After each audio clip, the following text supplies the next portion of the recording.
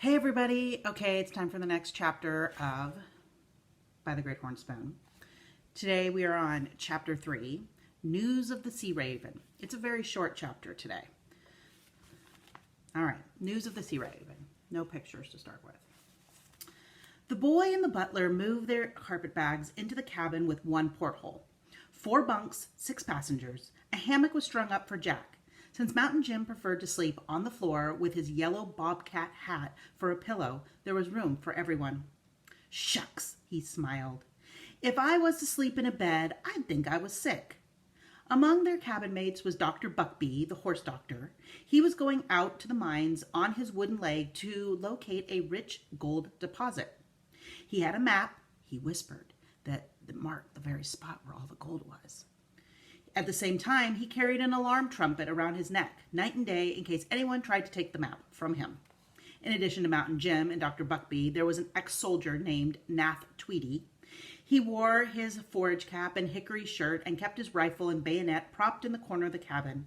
And finally, there was Mr. Azara Jones, a jolly local Yankee trader who was as big as the cabin was small. As Jack was soon to discover, Mr. Azaria Jones could squeeze through the cabin door only by holding in his breath and his stomach. He's a big guy. He said he weighed 300 pounds, barefoot and bald-headed. It amused Praiseworthy that the Yankee trader had unwittingly provided Jack and himself with their accommodations in the hold. The 18 barrels of potatoes belonged to Mr. Azaria Jones, who planned to sell them in San Francisco. When all the passengers were in the cabin at one time, it seemed to Jack that the walls could burst. At night, the chorus of snoring and snorting was sea-going grand opera, and Jack learned to fall asleep with his fingers actually in his ears. When a good wind was blowing, the Lady Wilma spread her sails and saved fuel, and day by day the sun grew more fiery. Soon there was hardly a breath of air left on the shipboard. The canvas hung limp and dispirited from the yard yams, and tar oozed from between the deck planks and was dripping from the riggings. But her machinery and the clanking of the ship went on and thrashing, digging her bows to the equator. Wherever Jack went, Good Luck, the pig, came trotting at his heels. When Jack stretched out under the stern boat to add a few words to his letter, the porker found him and nuzzled into the shade next to him. Jack refused to scratch his back, though. I told you yesterday, he said to the pig. He must be stern. You'd better stop following me around. We've got to stop being friends, you and me, sir. I've made up my mind. If pigs were so smart, they wouldn't eat so much. See how fat you're getting? Don't you know that you're gonna end up in the galley, which is the kitchen? Every time the cook sees you, he smacks his lips. So you're gonna be a Sunday dinner, that's what you are. Go away, sir. But that porker merely nudged Jack's elbow lovingly with his little black snout. I told you, said Jack. I am not going to scratch your back anymore. Let me be. There was no reasoning with that porker. He promptly fell asleep in the shade, and Jack gave a heavy sigh. There was no escape for the pig. Next week or the week after, the cook would come looking for him with a meat cleaver. Jack put it out of his mind and let the porker sleep. For a moment, he watched the flying fish, startled by the crash of the paddle wheels, leapt through the air like arrows and shot from the sea. Then he wrote down in his letter, I take pen in hand again, dearest aunt and dearest sisters, to tell you of our adventures to date. But first I will say that you would hardly know me these wintry days. I am brown to a crisp, except for my nose. It sunburns something awful and keeps peeling. Captain Swain says that my nose looks like a molting chicken. We have had no sight of the Sea Raven, so I can't tell you who is winning the race. I certainly hope that we win. Praiseworthy wants me to be sure to remember you. I see I have already said that above. He just passed by and he walks around the deck some 50 times every day. He carries his umbrella for some shade. Hoping you will not worry, I will confess that we had a certain misfortune at the outset of our voyage. But all is well now, and I have already mentioned the judge, who rolls his own cigars. We took him for a gentleman, but really that was an error in judgment. He is a desperate scoundrel whose name is Cut-Eye Higgins. Imagine that name. But he was no match for Praiseworthy, and I can tell you now that Cut-Eye Higgins has stolen our money. We had to work off of our passage with the coal bins, and we never complained, not even once.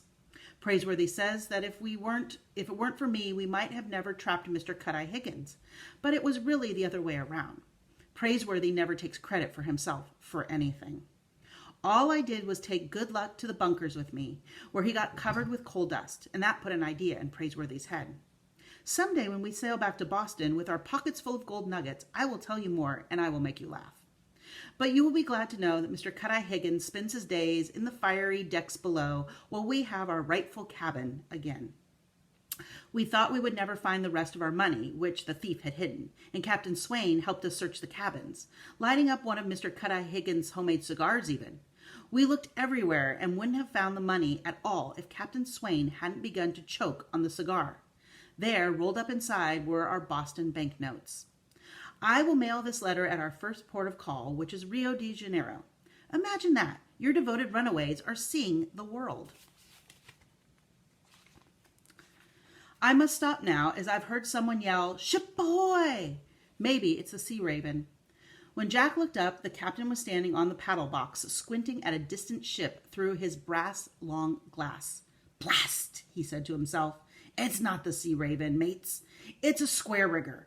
Be calm, no doubt. There's enough breeze in these latitudes to snuff out a candle." It was almost 2 hours before the two ships came within hailing distance. Praiseworthy finished his 50 laps around the deck, and Jack locked Good Luck up in his pen. But 10 minutes later, the porker was at Jack's heels again.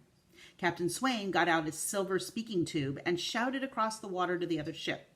With her sails hanging like great curtains, the square rigger seemed to Jack like some giant of the seas. "Ahoy!" he called.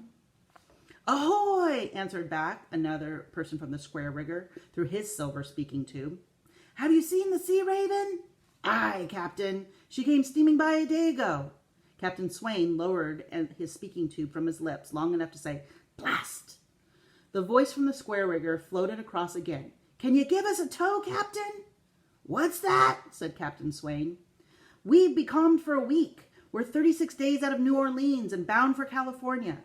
Fever has broken out below deck, sir. The Sea Raven turned her back on us and ran. I beg you, good sir, please give us a tow until we catch wind to make port." Jack, standing on the capstan, could tell that Captain Swain was about to order a full speed ahead. But now he could be seen pacing back and forth by the paddle box, growling and grumbling to himself under the tropical sun. The brass buttons on his coat glowed like lumps of coal and fire. Towing the square rigger would slow the Lady Wilma to a dogged crawl, and Praiseworthy, too, under his black umbrella, watched the captain. Every gold seeker aboard seemed to be holding his breath, waiting for the captain to make his decision. To come to the aid of the square rigger would soon very well mean that Lady Wilma might be put out of the race. She might never, ever catch up to the Sea Raven.